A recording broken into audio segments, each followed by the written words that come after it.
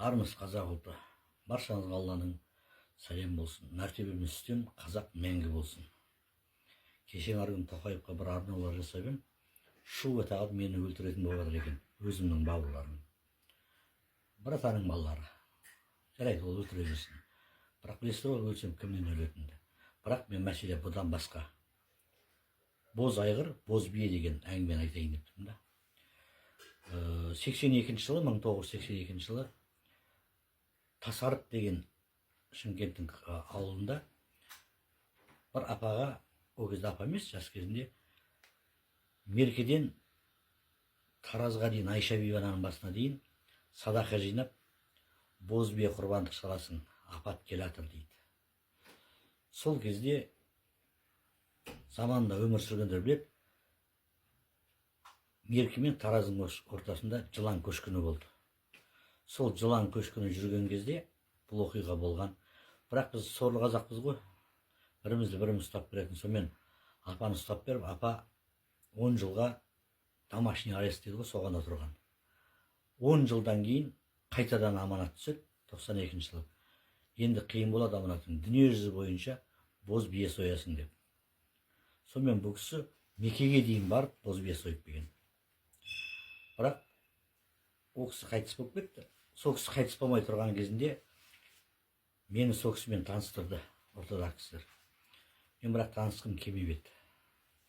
Арты жаман болады деп. Болмады. Содан кейін таныстық. Ол кісінің соңғы бір Қазығұрттаудың басында бір керемет оқиға әңгіме болды. Сол жерге барған кезде сол кісінің спонсорының үйіне барып қондық. Бірақ қонған жоқпыз. Мен қонған жоқпын. Өйткені ол жерде атақтылар болды, олардың бәрі атақтылармен сөйлескісі келді. Атақсыз мен ғана болдым. Соңғы мен кетіп қалдым, бірақ сол үйдің иесі таң сарыда мені қонаққа шақырды. Мен уже әулиенің басына кетіп қалғанмын. Жоқ, бармаймын деді. Мен Сиқым бабаның басына барам, содан кейін көреміз деп. Сиқым бабаның асы біткеннен кейін үйіне бардым, дастарханында дәм таттым. Үлкен бата жасадым, ол кісі шапан жапты. Сол кезде айтты, мен түс көрдім деді. Түсімде мына атақтылар емес екен, сені күту керек екен. Егер сені күтпесе, мен өмірден өтіп кетеді екен деп өзі айтты. Сондықтан деп батамды беріп кеттім. Бірақ келатқанда айттым жолда. Ай, қателестім, мыналар енді өтірік айтады деп. Сонымен апа оларға өтірік айтты. Бәлем деген жерде сенің атаң жатыр екен деп. Менің атам жатқан жерде оның да атасы жатыр екен. Соған құрбандық шалу керек еді. Жоқ, сол жерде құдіретті күштен біз сынаққа түсіп кеттік, содан кешірім сұрауымыз керек деп шалынатын құрбандық еді. Бірақ олар өтірік алды. Мен Алматыға келген кезде қайтадан аян салды.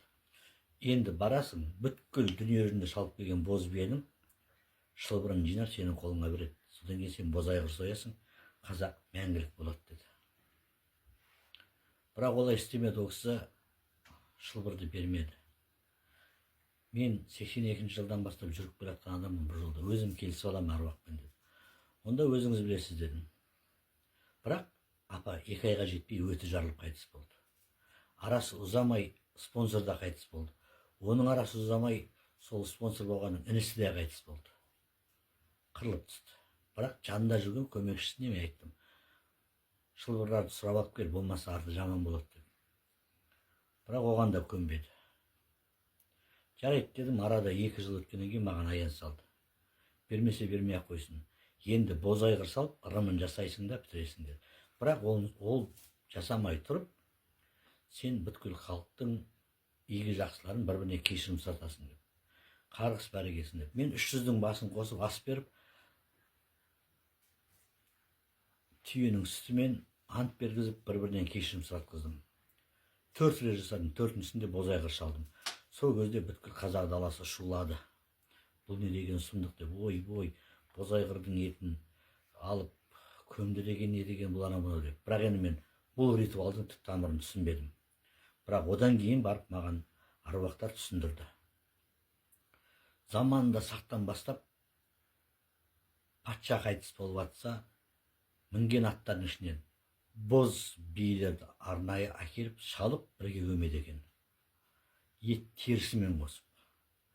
Одан кейін Шыңғыс ханның заманында Шыңғысхан 1000 боз бие байлатады екен. Кімде кім қай мемлекеттің азаматы болып кеп ол сүттен ант беріп ішеді екен, мен қиянат жасамайын бұл ұлтқа енді деп. Сол айтқандай бәрін жасап келсе, енді қазақ хандығы Керей мен Жәнібек. Сол жерде Орақ деген батырдың мына сөзі бар. Әлімсақтан Жалайыр аға баласы, Орақты Ноқтабасы деген атақты маған беріңдер деп. Орақты сұрап алған екен. Сол кезде айтқан, осындай заман келгенде 300-дің бәрі менің артымда тұрыңдар, мен қарғадай баланы қолдаймын, қазақтың басына апат келеді, дүниені алып шығамын деп. Сол дүниені айтқан уақыты келіп, мен Бозайғырды союға тура келді, сойдым. Мен ғана сойған жоқпын, ол жерде қазақтың екі жақтары тиын шығарып, ортадан әкеліп сойдық. Ырымын жасадық. Енді менің кінәм бар ма? Мен бәрін жасадым. Бірақ менің кінәм жоқ қой. Кенжебек деген марқұм бар ғой, көрпе шал болып танылды, түрмеден шықты да өлтірдіңіздер. Сол Кенжебектің айтқаны бар. Қазығұттың басынан бір жігіт ақты ұстап көтеріп шығады. Хабар аруақтан жеткізуші емші болады. Жердің бетінде сол арқылы ғана ақпарат келеді, сол айтқанмен жүресіңдер деп. Кешіріңіздер, аруақтан Құдайдың таңдауы мен болғаныма мен кінәлі емеспін. Сондықтан бұл ақиқаттың заманы. Қай кезде болса да шындықты айту керек. Ал енді менің бала шағама тиісіп, маған тиісем деп жүргендеріңе қуанам. Неге дейсіздер ғой? Мен түрмеге қарай аяқ қолымды бұрап алып кеткенде кім приказ берді? Кім орындады? Осының бәрінің бала шағасы қырылатын болады. Неге? Өйткені Құдай қалап тұр. Дүние жүзі педофил болып кетті. Дүние жүзінде қылмыс болып кетті. Соны реттейтін қазақтың мәдениеті, салт дәстүрі деп маған аманат түскен соң мен істеп жатырмын. Бар болыңыздар ағайын.